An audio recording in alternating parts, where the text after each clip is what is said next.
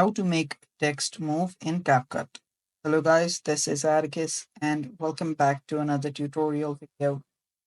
Today's video, I'll teach you guys how you guys can make text move in CapCut.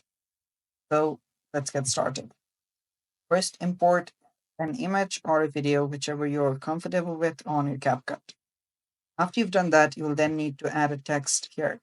Tap on this text option on the top here to start adding text.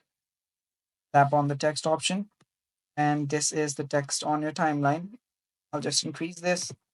I'll just increase both of them, make it a bit longer. So let's write something here. I'll just write chill. And I'll just give it a different color. And do that as well. Okay. So let's say that its initial position is right here. If I want to move it, what I'll need to do is I'd actually change its position. I will need to use keyframes here. So as you can see, this is the position for my text currently.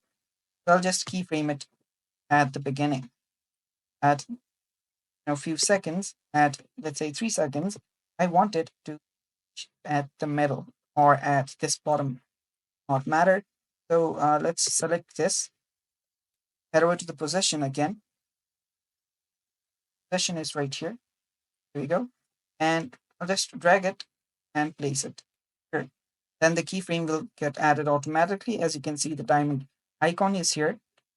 Now let's say that at 6 seconds, I want it at this corner, or I'll just add it at this corner right here.